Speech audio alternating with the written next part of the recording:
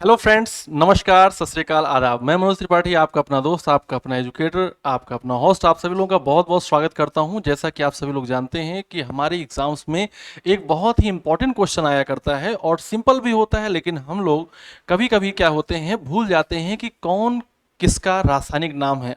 I hope कि आप समझ गए होंगे कि मैं बात कर रहा हूं विटामिन के रासायनिक नाम की।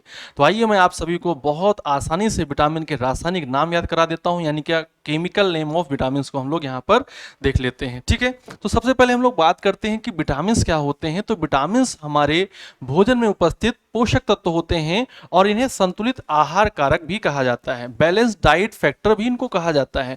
विटामिन हमारे भोजन में बहुत ही कम मात्रा में उपस्थित होते हैं, यानी कि हम कह सकते हैं कि शरीर को इनकी बहुत कम मात्रा में आवश्यकता होती है, यानी कि अल्प मात्रिक या फिर आप कह सकते हैं सूक्ष्म मात्रिक पोषक तत्व होते हैं, माइक्रो न्यूट्रिएंट्स होते हैं और ये कार्बनिक यौगिक होते हैं जो हमारे शरीर में होने वाली जैविक क्रियाओं पर नियंत्रण रखते हैं, यानी कि ये बायोलॉजिकल एक्टिविटीज कंट्रोलर होते हैं, या हम लोग कह सकते हैं मेटाबॉलिज्म कंट्रोलर होते हैं।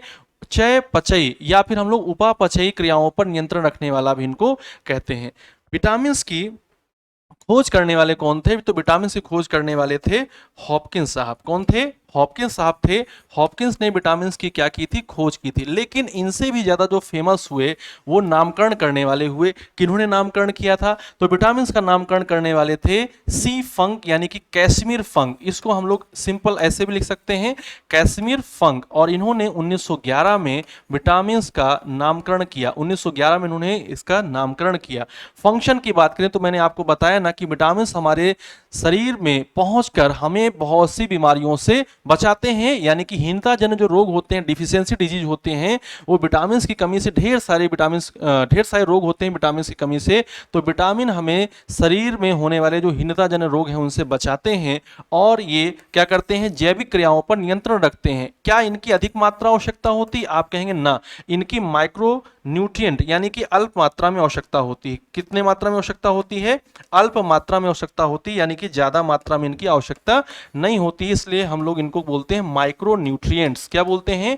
माइक्रो न्यूट्रिएंट्स बोलते हैं, यानी कि इनको हम लोग सूक्ष्म मात्रिक बोलते हैं, या फिर आप इनको अल्प मात्रिक बोलते हैं, क्योंकि ये शरीर में कम मात्रा में ही आवश्यक होते हैं। क्या इनसे हमें कोई ऊर्जा मिलती है? आप कहेंगे नो, विटामिन से हमें कोई एनर्जी नहीं मिलती है। No energy supply at all, बिल्कुल भी हमें इनसे ऊर्जा नहीं मिलने वाली है। ठीक है, अब देखिए जो विटामिन हैं इनको घुलनशीलता के आधार पर, यानी कि on the basis of solubility, दो पार्ट में डिवाइड किया जाता है। एक होता है वाटर सॉल्युबल विटामिन, यानी कि जल में घुलनशील विटामिन, और दूसरा होता है वसा में घुलनशील विटामिन, यानी कि फैट सॉल्युबल विटामिन। आप यहां पर देख सकते हैं कि जो जल में घुलनशील विटामिन है, यानी कि वाटर सॉल्युबल विटामिन है, वो दो होते हैं, एक बी होता है और एक कौन सा होता है? सी होता है। और इसके बाद जो बचे वो कौन कौन से हुए? ए हुआ, डी हुआ, ई हुआ और क्या हुआ? के।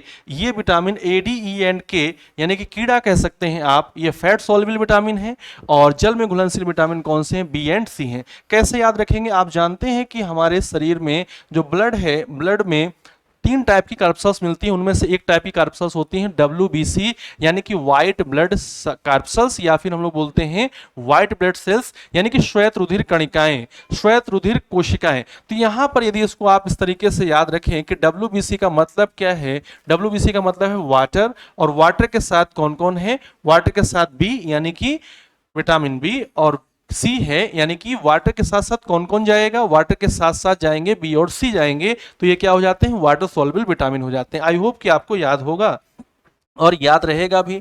विटामिन हमारे शरीर में स्वयं संश्लेषित नहीं होते हैं, विटामिन का हमारा शरीर संश्लेषण नहीं करता है, लेकिन फिर भी इसमें कुछ अपवाद हैं, एक्सेप्शन है। कौन कौन से अपवाद हैं? जैसे कि बात करें विटामिन डी की, विटामिन डी हमारी त्वचा के द्वारा संश्लेषित कर लिया जाता है। विटामिन के और विटामिन B12 ये हमारी छोटी आंत में पाए जाने वाले जीवाणुओं द्वारा भी संश्लेषित कर लिए जाते हैं, के और B12। ठीक है, तो विटामिन डी, विटामिन के, विटामिन B12 ये अपवाद हैं, ये हमारे शरीर में संश्लेषित होने वाले विटामिन में आ जाते हैं। ठीक है, अब मैं आपको बताने वाला हूं विटामिन के रासायनिक नाम को कैसे याद रखा जाएगा, केमिकल नेम ऑफ विटामिन को कैसे याद रखा जाएगा। तो ये देखिए एक छोटी सी ट्रिक हो जाती है। रथ में रानी परी को एक टॉफी दी, रथ में रानी परी को एक टॉफी दी। तो यहां पर देखिएगा ध्यान से, यहां पर में का कोई मतलब नहीं है, यहां पर डी का कोई मतलब नहीं है। अब देखिए किसका किसका मतलब है, तो रा से क्या हो जाता है, रा से हो जाता है बेटा रेटिनॉल। और आई होप कि आप जानते होंगे कि रेटिनॉल जो है ये विटामिन ए का रासायनिक नाम है। किसका रासायनिक नाम है, विटामिन ए का रासायनिक नाम है, ठीक है। फिर हम लोग बात करते हैं था की, किसकी बात करते हैं, था की बात करते हैं।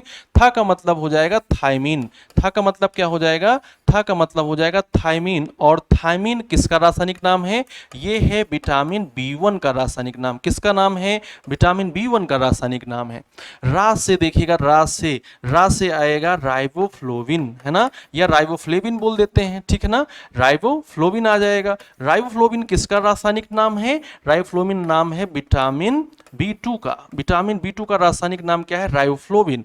नी से क्या है, नी से है निकोटिनामाइड। क्या है, निकोटिनामाइड। या फिर आप इसी को क्या बोलते हैं, इसी को आप बोलते हैं नियासिन। क्या बोलते हैं, नियासिन भी बोलते हैं। ध्यान दीजिएगा, निकोटिनामाइड को आप क्या बोलते हैं, नियासिन भी बोलते हैं। निकोटिनामाइड को आप क्या बोलते हैं, नियासिन भी बोलते हैं, निकोटिनामाइड। और इसको आप क्या बोलते हैं, नियासिन भी बोलते हैं। तो ये किसका रासायनिक नाम हो जाता है, ये रासायनिक नाम हो जाता है विटामिन बी3 का। किसका नाम हो जाता है, विटामिन बी3 का रासायनिक नाम हो जाता है। इसके बाद आता है परी।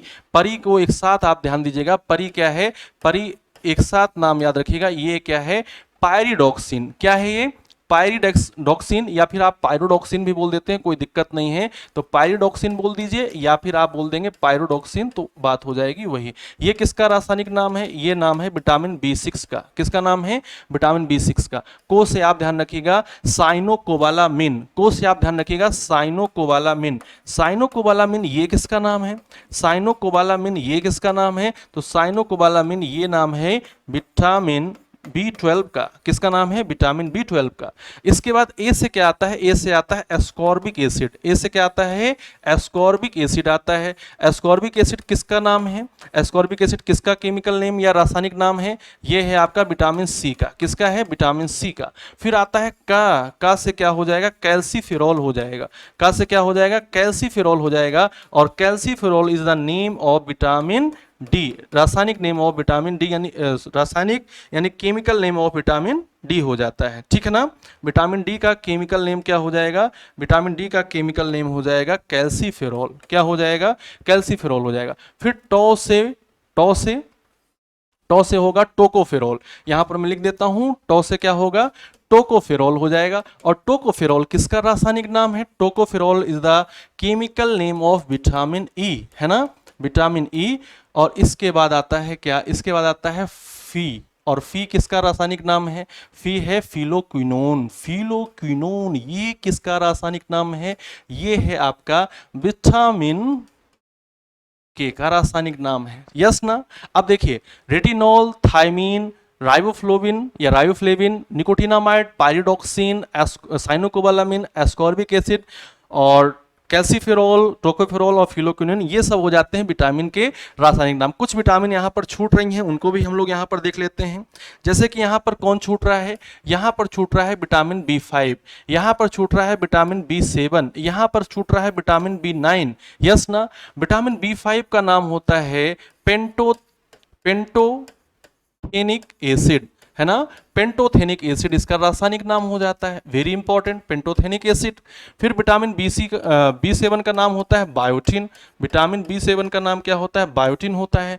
और बी9 का नाम क्या होता है, फॉलिक एसिड हो जाता है। विटामिन बी9 का क्या हो जाता है, फॉलिक एसिड हो जाता है। तो ये हो जाते हैं आपके विटामिन के रासायनिक नाम, chemical name of vitamin. I hope कि आपने बहुत आसानी से इन चीज़ों को सीखा होगा और इन चीज़ों को आप याद भी रखेंगे। Thank you so much. और जिन्होंने अभी तक चैनल को सब्सक्राइब नहीं किया है, चैनल को सब्सक्राइब भी कर लें, बेल आइकन को प्रेस भी कर दें। और मेरा क्वेश्चन है उसको भी बता दीजिएगा, कौन सा विटामिन है जिसमें कि कोबाल्ट उपस्थित होता है, किस विटामिन में कोबाल्ट तत्व पाया जाता है। तो इसका आंसर आप कमेंट बॉक्स में करिएगा। तब तक के लिए जय हिंद, जय भारत।